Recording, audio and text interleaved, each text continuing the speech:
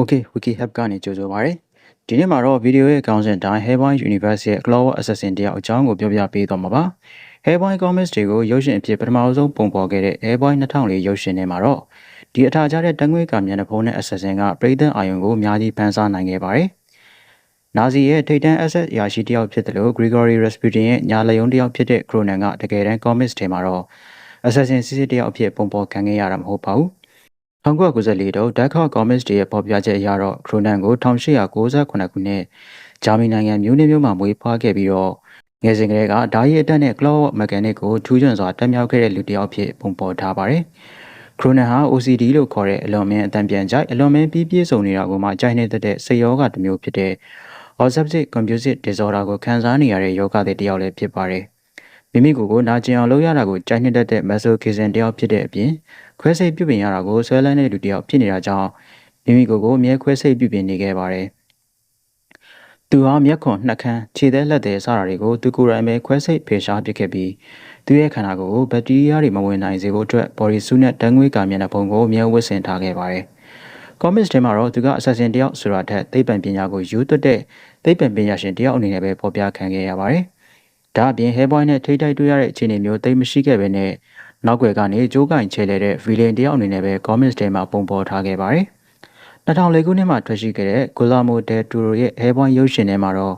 တိုက်ခိုက်စွမ်းရည်ထက်မြက်တဲ့ကြောက်စရာ assassin တယောက်အနေနဲ့ဖော်ပြထားပြီးတော့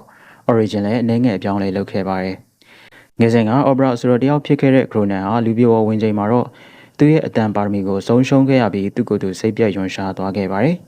ဒါကြောင့်ကိုဝတ်တိချခိုင်းနဲ့စတင်ရိုက်နှက်ခဲ့ရကနေနာကျင်မှုကိုတာယာတတ်တဲ့ Masochism တယောက်အဖြစ်နဲ့မှန်သိလိုက်ရပါတယ်။အရွယ်ရောက်လာတဲ့အခါမှာတော့မိမိကိုယွန်ရှာမုန်းတီးတဲ့သူလည်းဖြစ်ခွဲစိတ်ပြုပြင်ရတာကိုဆွဲလန်းနေသူလည်းဖြစ်တဲ့ Cronin ဟာသူ့ခန္ဓာကိုယ်ကိုပြည့်စုံစေဖို့အတွက်ခွဲစိတ်ပြုပြင်ခဲ့ပြီးဓာတ်ငွေ့ကမျက်နှာဖုံးကိုအမြဲဝတ်ဆင်ထားခဲ့ပါတယ်။ရုပ်ရှင်ထဲမှာပြသခဲ့တဲ့1944 Project Ragnarok ကြာရှုံးခဲ့အပြီးမှာတော့ Cronin ဟာသူ့ရဲ့လက်တစ်ဖက်ကိုဆုံးရှုံးခဲ့ရတယ်လို့တန်ချောင်းနဲ့ထုတ်ချင်းပေါက်ထိုးခံရတဲ့သူ့ရဲ့ခန္ဓာကိုယ်ဟာလုံးဝပျက်စီးလို့နှိပါအခြေအနေနဲ့ရင်ဆိုင်ခဲ့ရပါတယ်။အဲဒီချိန်ကစလို့ Cronin ဟာပျောက်ကွယ်သွားခဲ့ပြီးသူကျွမ်းကျင်တဲ့ Clawwork နည်းပညာနဲ့သူ့ရဲ့ခန္ဓာကိုယ်ကိုအကောင်းဆုံးပြုပြင်နိုင်ခဲ့တာပါ။ပျက်စီးသွားတဲ့လက်တစ်ဖက်ကိုဆက်လက်နဲ့အစားထိုးခဲ့တယ်လို့နှလုံးကိုလည်း Clawwork ဟတ်နဲ့အစားထိုးပြောင်းလဲပစ်ခဲ့ပါတယ်။သူ့ရဲ့ဆက်နှလုံးကိုလိုအပ်တယ်လို့ချိန်ကြီးနိုင်ပြီးတော့ခန္ဓာကိုယ်ရဲ့လှုပ်ဆောင်ချက်တွေကိုလိုအပ်တယ်လို့နှေးတာမြင်တာတွေလှုပ်ဆောင်နိုင်ပါတယ်။ဒါအပြင်နှလုံးကိုလုံးဝရက်တန့်ပစ်လိုက်ပြီးတော့သေဆုံးနေတဲ့လောင်းကောင်လိုလည်းဟန်ဆောင်နေနိုင်ပါသေးတယ်။တခြား ability တွေအနေနဲ့ကတော့ Cronin ဟာနှစ်တန်ထိလေးတဲ့အရာဝတ္ထုတွေကိုမားနိုင်တဲ့ superhuman strength လည်းပိုင်ဆိုင်ထားပါတယ်။ Comics နဲ့ movie ထဲမှာတော့လေးတဲ့အရာတွေမားပြတာမျိုးမရှိပေမဲ့ကြောက်တုံးတွေဖြတ်တောက်ပြတာတတုတွေကိုခုတ်ဖြတ်ပြတာမျိုးလုံးနိုင်တဲ့အထိတန်ပါတယ်လို့ဆိုပါတယ်။ဒါအပြင်စံနှလုံးရဲ့အကူအညီနဲ့ superhuman stamina ကိုလည်းပိုင်ဆိုင်ထားပြီးတော့တနအီကို55မိုင်ထိပြေးနိုင်တဲ့ superhuman speed လည်းရှိပါတယ်။ဉာဏ်ရည်ပိုင်းမှာလည်း genius level intellect တယောက်ဖြစ်တာနဲ့ညီ Clawwork Mechanic နဲ့ခွဲစိတ်ပညာရပ်ကို master level ထိတက်မြောက်ထားသလို